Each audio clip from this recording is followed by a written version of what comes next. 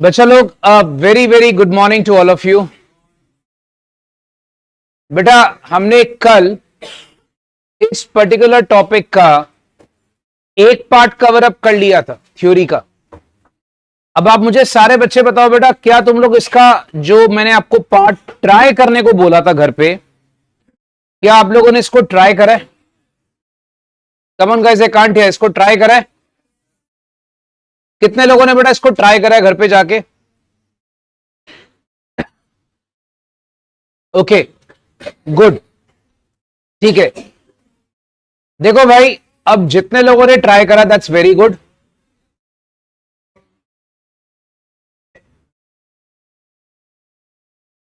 अब बच्चे ना बेटा इसका आंसर साथ साथ लिख लें, और जिन्होंने लिखा है उसको चेक कर लें। बेटे दरवाजा बंद कर दें please.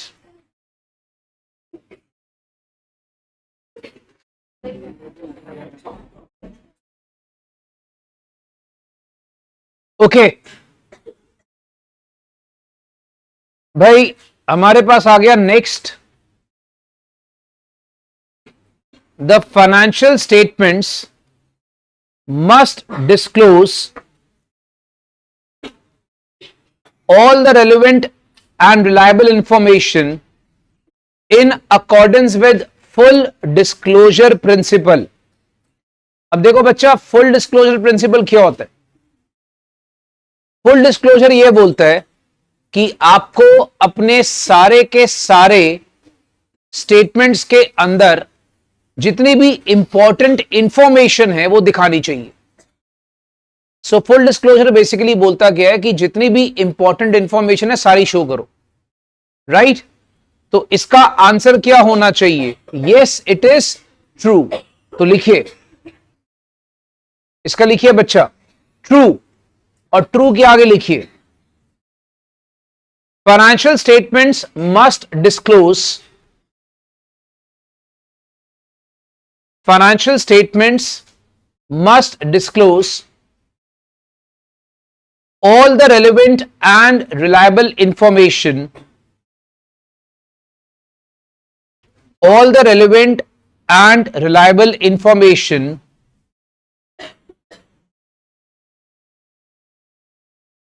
as per principle of full disclosure।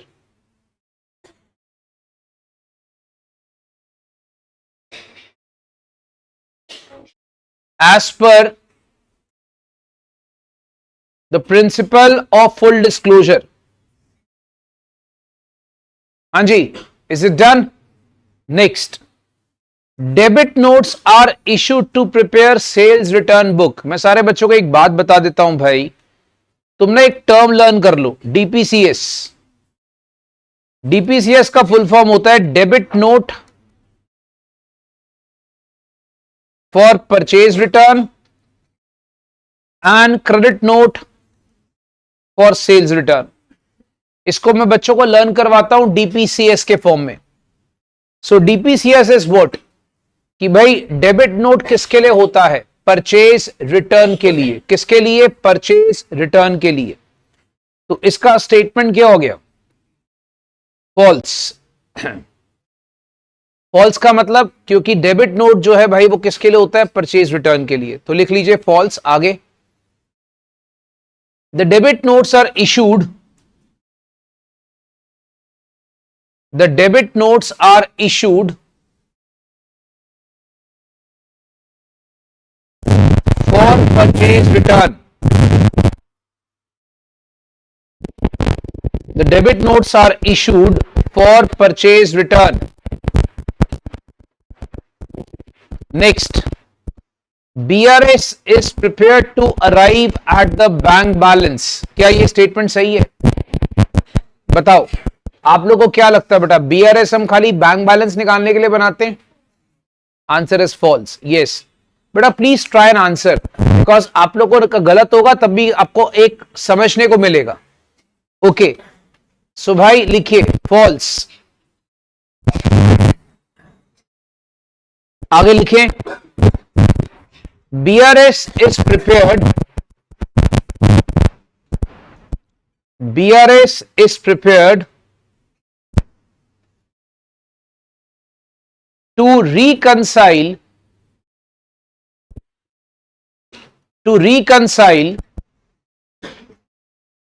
and explain the difference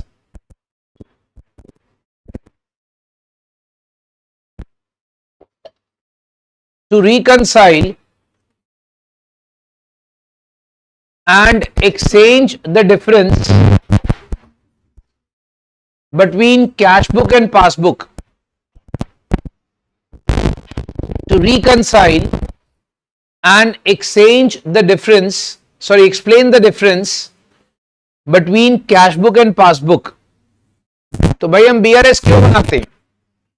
BRS इसलिए बनाया जाता है कि एक तो भाई आप कैश बुक और पासबुक को आपस में रिकंसाइल करोगे और उसका डिफरेंस आने का रीजन बताओगे. Next, if closing stock appears in trial balance, then closing inventory is not entered in trading account. It is shown only in balance sheet. देखो बेटा, अगर क्लोजिंग स्टॉक ट्रायल बैलेंस में आता है तो आपको एक शायद ये बात पता होगी कि ट्रायल बैलेंस में आने वाली आइटम का सिंगल ट्रीटमेंट होता है. ठीक है, तो क्या ये सच बोल रहा है कि अगर क्लोजिंग स्टॉक ट्रायल बैलेंस में आएगा तो ट्रेडिंग में नहीं दिखाना? यस, सही बोल रहा है. तो लिखिए, answer is true.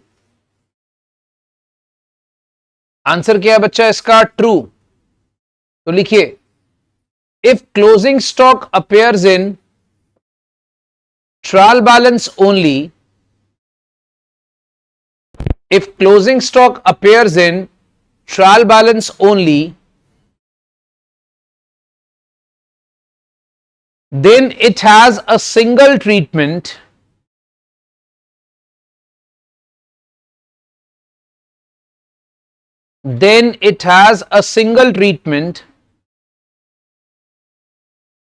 that is shown only in balance sheet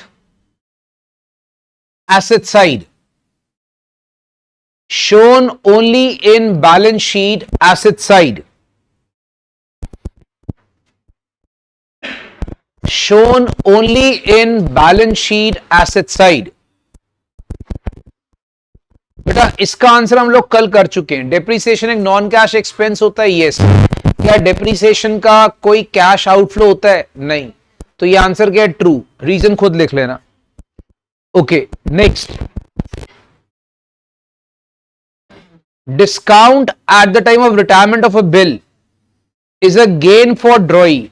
बेटा आप मुझे बताइए, बिल की रिटायरमेंट का मतलब क्या होता है? बिल की पेमेंट करना.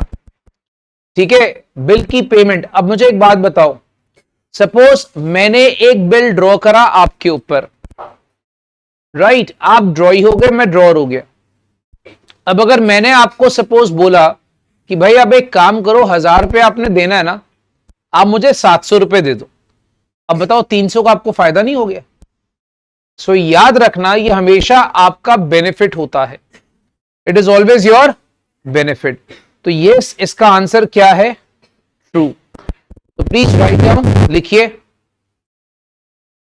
Discount at the time of, true लिखने के बाद, discount at the time of retirement of a bill is a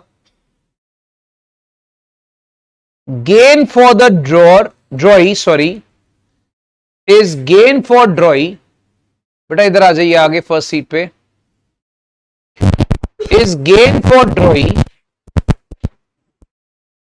and expense for drawer. And expense for drawer.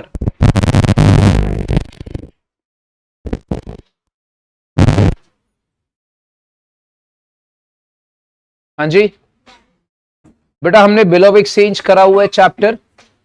Suppose कर लो बच्चा, ए ड्रॉर है. You know what is a drawer? The person who draws the bill. B कौन है बच्चा? ड्रॉई. ठीक है. अब अगर सपोज कर लो मैं कहता हूं बी ड्रॉई है. अब अगर सपोज ए ड्रॉर है, तो अब अल्टीमेटली क्या हो गया कि ए ने ड्रॉ करा बी के ऊपर कोई बिल. अच्छा, अब सपोज ड्यू डेट आ गई. ड्यू डेट पे ₹1000 सपोज कर लो लेना है हमने, और एज अ ड्रॉअर मैंने उसको बोल दिया अब एक काम करो ₹900 दे दो। अब ये ₹100 बेटा ड्रॉई को फायदा नहीं हो गया, तो ये इसके लिए डिस्काउंट रिसीव्ड होता है ड्रॉई के लिए, एंड बच्चा इसके लिए डिस्काउंट अलाउड होता है।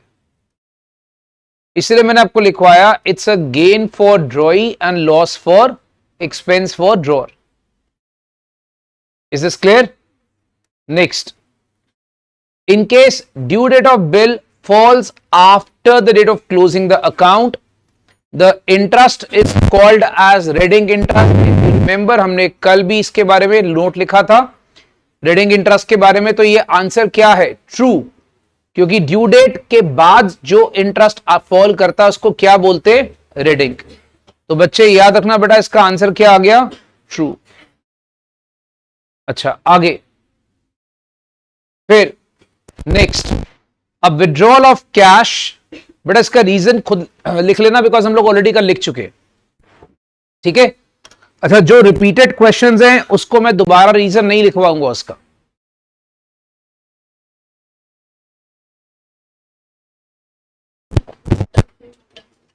आगे सुने, वो कहता है भाई a withdrawal of cash from business by the proprietor should be charged to PL account as an expense। बताओ ये ट्रू है कि फॉल्स है? ऑब्वियसली फॉल्स है, क्योंकि ये ड्राइंग्स होता है, ड्राइंग्स कभी हम लोग पीएल में दिखाते हैं नहीं, तो लिखें बेटा इसका आंसर फॉल्स। लिखिए cash withdrawal by proprietor, cash withdrawal by proprietor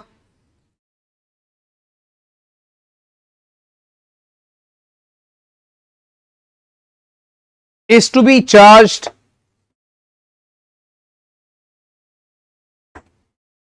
charged as drawings and deducted from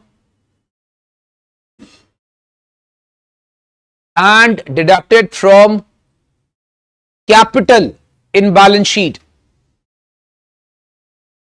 and deducted from capital in balance sheet।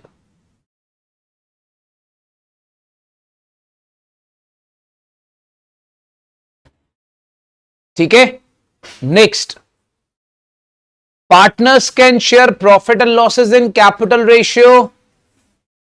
बेटा अगर एग्रीमेंट नहीं है, अगर डीड एब्सेंट है, तो क्या उन लोग प्रॉफिट लॉस शेयर कर सकते हैं कैपिटल रेशियो में? तो फिर आंसर क्या है बेटा इसका? फॉल्स। तो बच्चे प्लीज लिखें आंसर इज फॉल्स, और आगे लिख लें खुद कि पार्टनरशिप एक्ट के accordingly the ratio should be equal. Okay next, fees receive for life membership is a revenue received? No, it is a capital received. ये सब हम लोग कल कर चुके हैं अगर आप याद करोगे तो इसका आंसर भी क्या है? फॉल्स। बेटा इन सबके रीजन आप खुद लिख लोगे।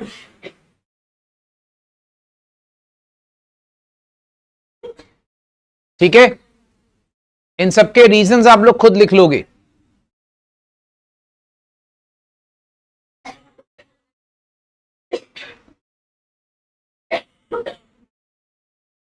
ओके,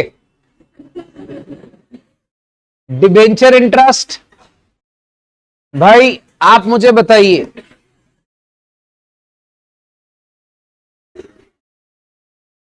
डिबेंचर इंटरेस्ट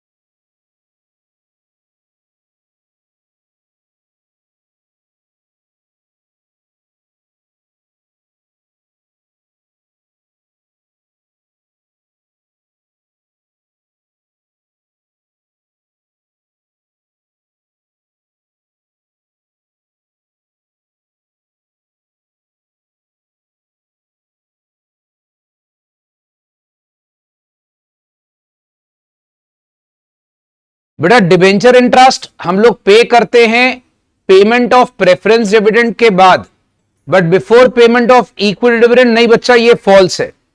क्यों? डिबेंचर इंटरेस्ट जो है बच्चा, याद रखना, सबसे पहले पे किया जाता है। तो सारे बच्चे आप एक काम करें, लिखें डिबेंचर इंटरेस्ट, फॉल्स लिखने के बाद लिखना बेटा, डिबेंचर इंटरेस्ट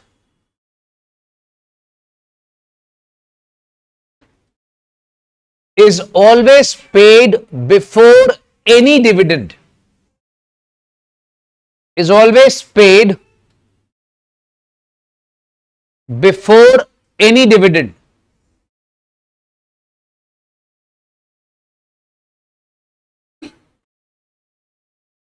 बेटा ये लिख लिया सबने?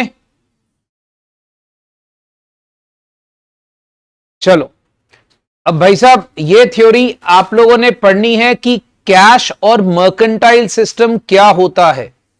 सारे बच्चे बेटा सुन लेना, कैश और मर्केंटाइल।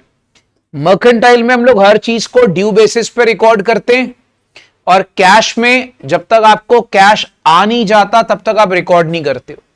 मतलब वंस यू पे कैश और वंस यू रिसीव कैश तभी आप उसको रिकॉर्ड करते हो। ठीक है? अच्छा, फिर आपको बोला है रेवेन्यू रिसीव्स कौन कौन सी होती हैं, उनके एग्जाम्पल दो। बहुत सारे एग्जाम्पल है। जैसे आपको कमीशन मिलता है, तो कमीशन आपको मिल रहा है तो भाई अल्टीमेटली वो रेवेन्यू रिसीव्ड है। आपने गुड सेल करे, वो रेवेन्यू रिसीव्ड है। उसको हम ट्रीटमेंट कैसे करते हैं वो आपने लिखना है। मतलब जैसे आप सेल करते हो तो ट्रेडिंग अकाउंट के क्रेडिट साइड पे दिखाते हो, कमीशन रिसीव्ड होती है उसको कहां दिखाते हैं, पीएल के क्रेडिट साइड पे। Is this clear? तो ऐसे आपको 2-3 एग्जांपल्स लिखने, डिपेंडिंग अपॉन कितने मार्क्स का है। अच्छा, नेक्स्ट ये कुछ एंट्रीज है बच्चा जो मैं डिस्कस करूंगा, ध्यान से देखिएगा। इंप्लॉइज ने स्टॉक लिया 10,000 का, उसका कॉस्ट प्राइस 7,500, और वो स्टॉक एक्चुअली में उसकी सैलरी से आने वाले टाइम पे माइनस कर दिया जाएगा। ये बेसिकली क्या चीज है कि इंप्लॉय को सैलरी के बदले हमने अपने गुड्स दे दिए। सिंपल सी बात ये है, ठीक है? सैलरी के बदले अपने गुड्स दे दिए। अब अगर आप बच्चे चेक करते हो तो पहली एंट्री देखो, सैलरी को मुझे डेबिट करना था। नॉर्मल एंट्री क्या होती है, सैलरीज टू कैश। मैं सैलरीज टू कैश नहीं करूंगा, मैं लिखूंगा salaries to purchases. Why? Because when my goods are going out, बेटा याद रखना, when my goods are going out तो हम लोग एंट्री क्या लिखते हैं, salaries to purchases 7,500।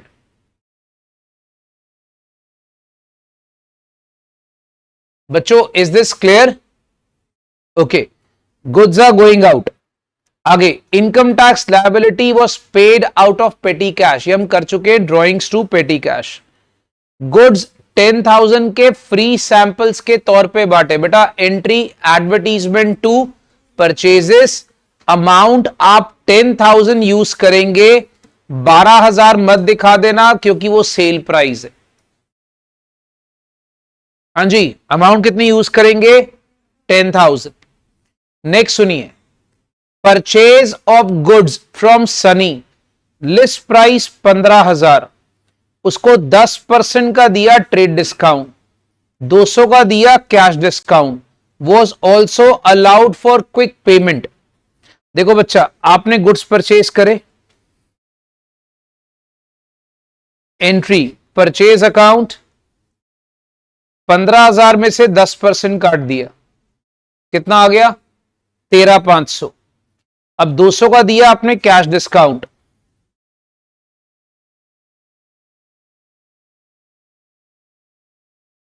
Discount receive कितना, 200, और आप पेमेंट कर रहे हो बैंक, बैंक से कितनी पेमेंट कर रहे हो, 13,300। Is this clear? बेटा सारे बच्चे मुझे बताइए, क्लियर है सारे बच्चों को?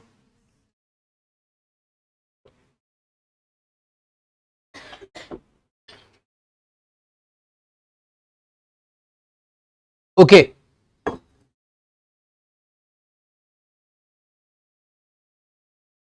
नेक्स्ट, अब आपको बताना है कौन सा खर्चा रेवेन्यू है, कौन सा कैपिटल है।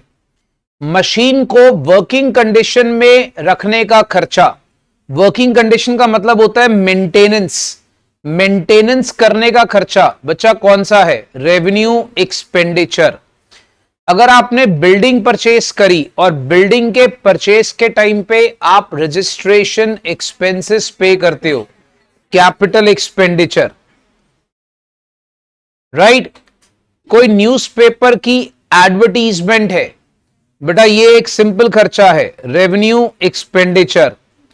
आपके पास भाई साहब पेटेंट राइट को रिन्यू कराना है, आपका कोई लाइसेंस है उसको रिन्यू कराना है, कुछ नया नहीं खरीद रहे आप, सिर्फ रिन्यूअल है, तो ये क्या हो गया, revenue expenditure. Next, second hand car का हमेशा कैपिटल एक्सपेंडिचर होता है, ये हम ऑलरेडी डिस्कस कर चुके हैं बच्चों। Is this done? ओके आगे सुनो, आपको आगे क्या लिखा है, the gain from sale of capital assets need not be added to revenue to ascertain the net profit of business. अब मुझे एक बात बताइए, हम लोग उसको क्या रेवेन्यू में ऐड करते हैं? पहले मुझे बताइए, उसने लिखा है नीड नॉट बी एडेड, क्या उसको रेवेन्यू का मतलब क्या होता है, सेल्स का पैसा, क्या इसको हम सेल्स में ऐड करते हैं? नहीं ना, तो उसने लिखा नहीं करते, तो आंसर क्या है, ट्रू। ठीक है, तो लिखिए answer is true. Write down, the profit on sale of capital asset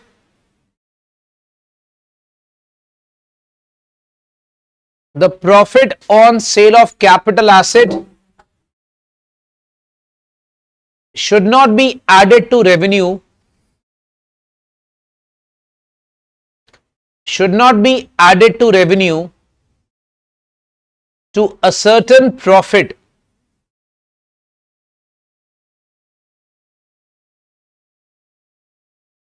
because it is not a profit, because it is not a profit from normal business operations. It is not a profit from normal business operations. It is not a profit from normal business operations. बच्चों, is this done? Next, sale of office furniture should be credited to PL account. क्या ये सही है? बेटा हम लोग office furniture की cell को हम लोग उसको PL में क्रेडिट करते हैं? नहीं। Write down, answer is false.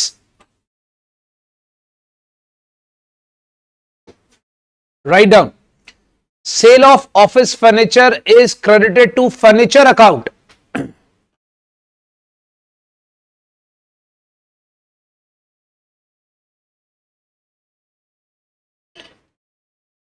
Sale of office furniture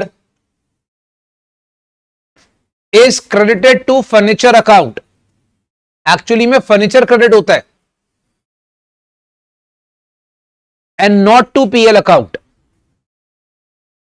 and not to PL account. इसको PL में क्रेडिट नहीं करते, इसको हम लोग कहां क्रेडिट करते हैं, फर्नीचर में। बच्चों, is this done? Next, the additional commission to consignee who agrees to bear loss on account of bad debt is called overriding commission. इसका आंसर फॉल्स है बेटा, उसको हम लोग क्या बोलते हैं, del credit commission. A partnership firm can acquire fixed assets in the name of firm. ये भी फॉल्स है, इसका आंसर मैं कल लिखवा चुका हूं आप लोग को, अगर आप याद करोगे इसका आंसर ऑलरेडी कल लिखवा चुका हूं। Debenture holders enjoy the voting rights in the company, ये भी फॉल्स है क्योंकि वो इक्विटी शेयर होल्डर्स को वोटिंग राइट्स मिलता है, तो लिख लो फॉल्स और आगे लिखो, debenture holders do not enjoy the voting rights.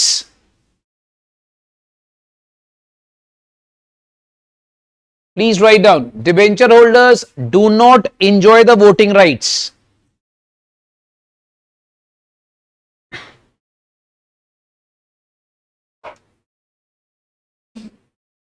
देखो भाई,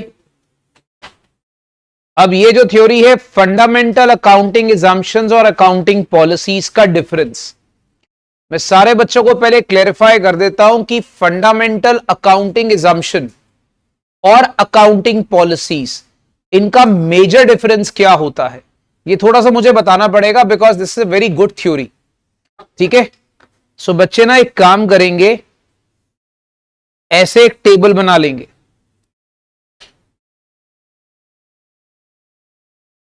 और यहां पे लिखेंगे fundamental accounting assumptions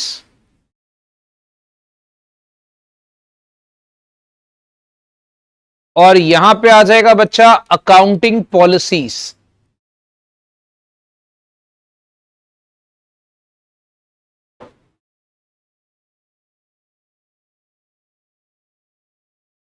write down,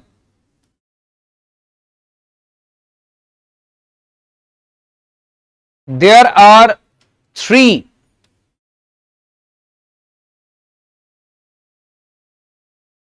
fundamental accounting assumptions.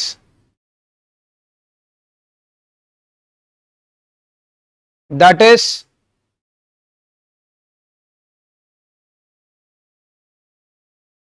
going concern, consistency and accrual. तो भाई साहब वहां पर तीन मेन अकाउंटिंग एजम्पशंस होती हैं, कौन कौन सी? गोइंग कंसर्न, कंसिस्टेंसी और अक्रूवल। अब accounting policies, there is no single list of accounting policies. Accounting policies में ऐसी कोई लिस्ट नहीं होती। ठीक है, होता क्या बेटा, हर इंडस्ट्री अपनी अपनी अकाउंटिंग पॉलिसीज लगाती है, तो हो सकता है different industry might apply different accounting policies. तो अगर मैं बोलूं कि भैया अकाउंटिंग पॉलिसी सबकी सेम होती है, नो, सो ऐसा कोई सिंगल लिस्ट नहीं है। जैसे अकाउंटिंग एजम्पशंस हैं वो सबके लिए सेम होते हैं, बट अकाउंटिंग पॉलिसी सबके लिए सेम नहीं होती है। ठीक है, अच्छा, no disclosures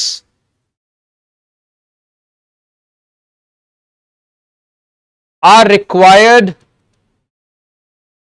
if all the fundamental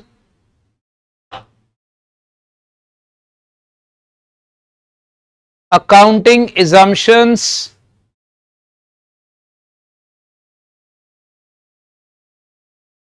are followed। अगर हम लोग सारी फंडामेंटल अकाउंटिंग assumptions को फॉलो कर रहे हैं, हमें कोई डिस्क्लोजर नहीं चाहिए।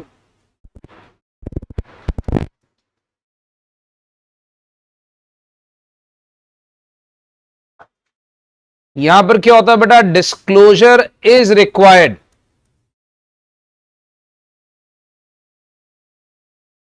if a particular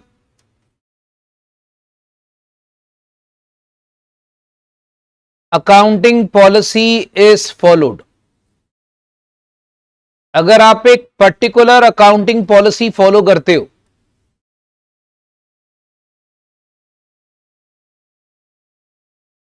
तो भाई साहब डिस्क्लोजर करना पड़ता है। याद रखना, आपको नॉर्मली कोई डिस्क्लोजर नहीं चाहिए होता अगर आप एक फंडामेंटल अकाउंटिंग पॉलिसी फॉलो करते हो, बट आपको डिस्क्लोजर चाहिए होता है, क्योंकि अकाउंटिंग पॉलिसी का फंडा क्या होता है, देखो अगर आप एजम्पशंस फॉलो कर रहे हो फिर तो आपने तीनों लगा दी, तो फिर आपको अलग से डिस्क्लोज करने की जरूरत नहीं है। बट पॉलिसी में एक प्रॉब्लम है। पॉलिसी में प्रॉब्लम क्या है बेटा, हर पॉलिसी हर इंडस्ट्री की डिफरेंट होती है। अब आप एक अलग से पॉलिसी लगा रहे हो, जैसे फॉर एग्जांपल आप कहते हो कि मैंने मार्केट वैल्यू पे नहीं रिकॉर्ड करना चीजों को, मेरे को जो मर्जी केस हो जैसे हम कहते हैं ना, closing stock is valid at cost price और market price whichever is less. मान लो मैंने पॉलिसी लगाई कि मैंने क्लोजिंग स्टॉक को भी हर बार कॉस्ट पे रिकॉर्ड करना है, ठीक है, उसको डिस्क्लोज करो कि तुम इस पॉलिसी से काम कर रहे हो। बच्चों, is this clear? So that disclosure is necessary, ठीक है। अच्छा,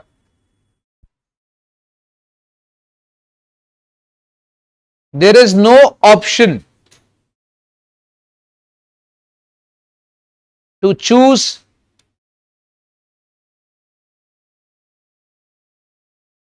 फंडामेंटल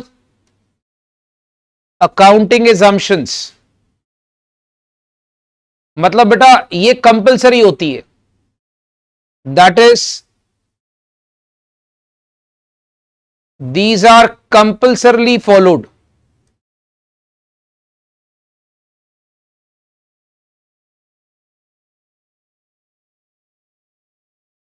ठीक है, बट इसमें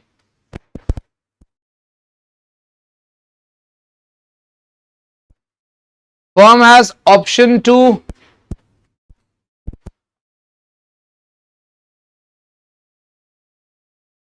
select a particular accounting policy। देखो बेटा, पहले वाले केस में आपके पास फंडामेंटल अकाउंटिंग एजम्पशन फॉलो करने का कोई ऑप्शन नहीं है, वो कंपल्सरली करना ही पड़ता है, हर बिजनेस को करना पड़ता है। तीन तो फॉलो करने ही पड़ते हैं। अब याद कर लो, जीसीए बोलते हैं इसको। जीसीए मतलब गोइंग कंसर्न, कंसिस्टेंसी, अक्रूवल। ये हर इंडस्ट्री को फॉलो करना पड़ता है। बट अगर मैं बात करूं भाई अकाउंटिंग पॉलिसी, बेटा वो फॉलो करना नहीं करना तुम्हारे लिए ऑप्शन। बच्चों ये तीन डिफरेंसेस क्लियर है सारे बच्चों को? इसको थोड़ा सा मेमोराइज कर लेना भाई। आगे, change in accounting policy may have material effect on financial statements. Explain the statement with the help of an example. देखो कई बार क्या होता है बच्चा, ऐसे ना अजीब से क्वेश्चन आते।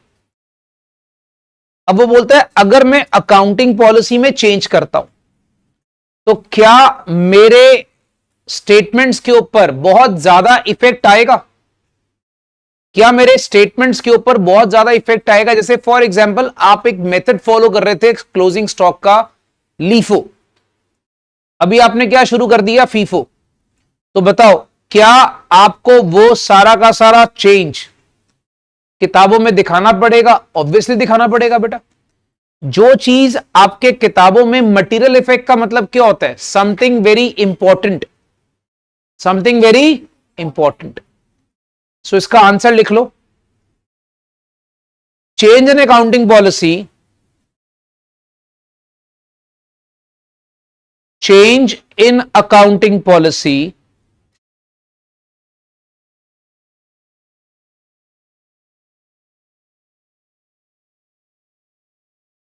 may have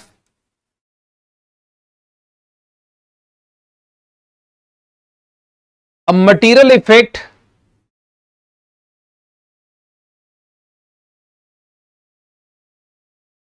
on the items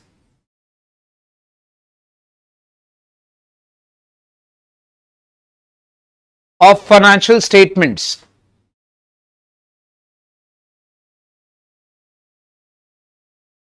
For example,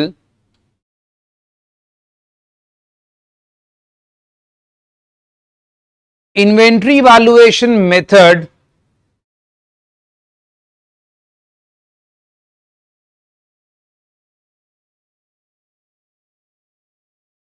is changed from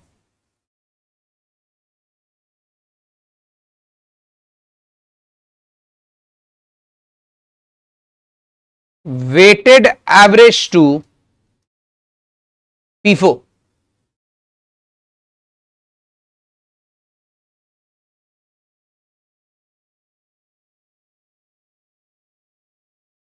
These changes must be disclosed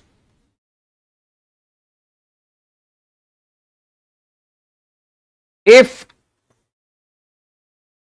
these can be quantified। Quantified का मतलब जिसको हम लोग कोई वैल्यू में, रुपीस वैल्यू में कैलकुलेट कर सकते हैं। तो अगर तो इन चेंजेस को हम लोग क्वांटिफाई कर सकते हैं, मतलब आप कह लीजिए कोई रुपी की वैल्यू में हम चेंज करके, मेजर करके कैलकुलेट कर सकते हैं, तो इन चेंजेस को हमने पक्का दिखाना है। तो ये कहानी क्लियर। नेक्स्ट, अब देखिए, चेक ऑफ 9,000 फ्रॉम हरिकिशन आपको मिला इन फुल सेटलमेंट ऑफ 10,000। बेटा आपको चेक मिला, एंट्री बैंक अकाउंट डेबिट, आपके पास चेक आ रहा है, डिस्काउंट अलाउड को आपने कर दिया debit 1,000। Who is the giver? Hari Krishna. कितना? 10,000।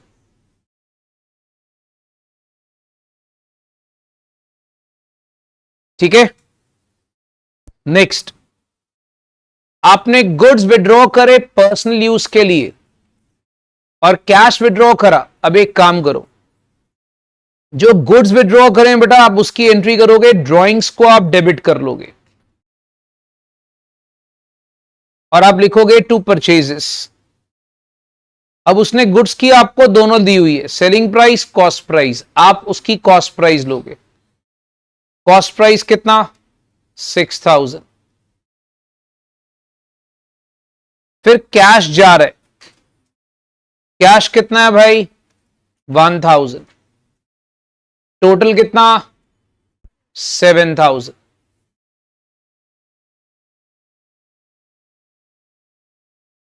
आगे, गुड्स 3,000 के, इसको मत देखना बेटा सेल प्राइस को, क्योंकि इसमें जरूरत नहीं पड़ती है। आपने फ्री सैंपल्स के तौर पे बांटे, तो सिंपल एडवर्टीजमेंट टू परचेजेस। ठीक है। अच्छा मुझे एक बात बताओ, तुमने कमीशन रिसीव करी, आपको लिखा है 10,000 है, उसमें से आधी करंट ईयर की और आधी अगले साल की है, तो आप क्या लिखोगे? बैंक। देखो बैंक में तो 10,000 आ रहा है, that is so simple. Bank में कितना आ रहा है भाई साहब? 10,000। ठीक है।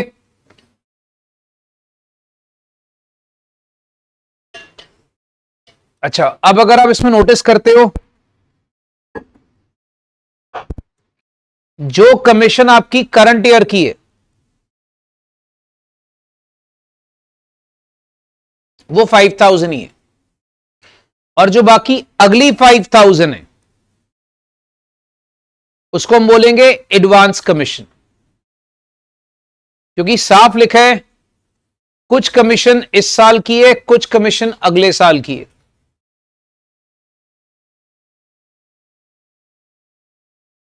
अब आप बताओ बच्चा लोग, इज दिस डन?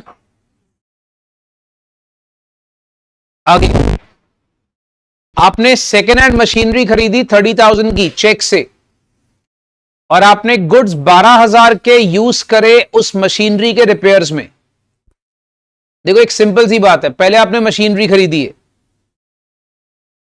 तो आपने इस एंट्री को ऐसे करना है, मशीनरी को डेबिट करो टू बैंक। आपके पास कितना आ गया? 30,000, क्योंकि bank money is going out. Second, फिर आप क्या करोगे भाई? मशीनरी को डेबिट करोगे टू परचेजेस। क्यों? क्योंकि आपने अब पैसा नहीं दिया, आपने क्या दिए? गुड्स। अब अगर आप चाहो तो ये दो एंट्रीज आप कंबाइन कर सकते हो, क्योंकि मशीनरी में 30,000 का पेमेंट हुआ है, 9,000 के हमारे गुड्स लग गए, हमारे 9,000 के गुड्स लगे बड़ा मशीनरी के अंदर। तो बच्चे इसमें ऐसे कर सकते हैं, यहां पर कॉस्ट है 9,000 की, तो हमारे क्या लग गए बच्चा? 9,000 के गुड्स। तो सारे बच्चे याद रख लेना, अल्टीमेटली भाई ये सारे हमारे खर्चे। हाँ जी, ये एंट्रीज क्लियर है? आगे सुने, आपको बताना है भाई कौन सा खर्चा कैपिटल है, कौन सा खर्चा रेवेन्यू है। देखो सिंपल सा फंड है, रेलवे ट्रैक्स फैक्ट्री एरिया में आपने लगाए हैं बेटा, रेलवे ट्रैक बेटा परमानेंट एक एसेट बन जाता है, तो वो कौन सा खर्चा है, कैपिटल एक्सपेंडिचर। फैक्ट्री को सिर्फ पेंट करा है, पेंट करा मतलब मेंटेनेंस, रेवेन्यू खर्चा। अच्छा एक नया ऑफिस बनाया, उसके लिए वेजेस पे करी, बेटा नया ऑफिस बना, नई बिल्डिंग बनी, तो तुम्हारे लिए कौन सा खर्चा है वो, कैपिटल। तुमने स्टॉक हटा के दूसरी साइड पे लेकर गए, रेवेन्यू। अच्छा रिंग्स एंड पिस्टन, बेटा रिंग्स एंड पिस्टन पता है क्या होता है आपके पास, कि मान लीजिए सपोज कर लो कोई रिंग्स हैं, पिस्टन है, मशीनरी के चेंज करे। आपको पता है ये क्यों चेंज किए, बिकॉज मशीन को अच्छी कंडीशन में लाने के लिए, ये रिपेयर का पार्ट होता है, इससे मशीन की कैपेसिटी नहीं बढ़ती है, ये खाली रिपेयर का पार्ट होता है, याद रखना। तो ये अगर आप देखोगे तो ये क्या है बच्चा आपके पास, रेवेन्यू एक्सपेंडिचर। अब बच्चे पहले मुझे बताओ बेटा, ये सारी स्टोरी क्लियर है, किसी बच्चे को कोई भी फैक्टर में डाउट है, हाँ जी बेटा एफिशिएंसी बढ़ी है, कैपेसिटी नहीं बढ़ी, दोनों में फर्क होता है, ठीक है। नहीं बच्चा डेफिनेशन में अगर आप ध्यान से पढ़ोगे तो उसने बोला it should be increasing the capacity, capital expenditure की एक बार डेफिनेशन पढ़ो। अब जैसे फॉर एग्जांपल मैं कहता हूं बेटा मैंने यहां पर पढ़ाने की एफिशिएंसी बढ़ी, राइट, पर मैं कहता हूं कैपेसिटी, अब कैपेसिटी से क्या होता है, मोर रेवेन्यू जनरेशन होता है, राइट। तो एफिशिएंसी से क्या बढ़ती, क्वालिटी। अब जैसे वैसे भी आपको बता देता हूं, जो इंजन है ना इंजन, अब इंजन में आपने नट बोल्ट ले लिया या पिस्टन डाल दिया, उससे क्या होता है, इंजन कोई बढ़ नहीं जाता, बात को समझो, ठीक है। उसका सिर्फ क्या है कि वो आपके पास, सिर्फ आपके पास क्या होगा अल्टीमेटली, कि इंजन जो है वो ज्यादा अच्छे से काम करेगा। क्लियर है, ओके बेटा इसमें किसी को डाउट है, ये सारे बच्चों को क्लियर हो गया बेटा। अब एक बात याद रखना, सारे मैंने तुम्हें ना बुक दी हुई है आईसीएम वाली, उसमें स्टार्टिंग में देखोगे कुछ थ्योरी चैप्टर्स हैं, और हर चैप्टर के स्टार्टिंग में मैंने थ्योरी दी हुई है, और उसके मैंने आगे पास्ट ईयर एग्जामिनेशंस के क्वेश्चन दिए हुए, वो थ्योरी करनी शुरू कर देना, इग्नोर मत करना, 20 नंबर की थ्योरी है बेटा वो, राइट। तो 20 मार्क्स हमारे लिए बहुत एसेंशियल होते हैं, तो आई थिंक कोई बच्चा उसको इग्नोर नहीं करेगा। इज दिस क्लियर एवरीवन, ठीक है।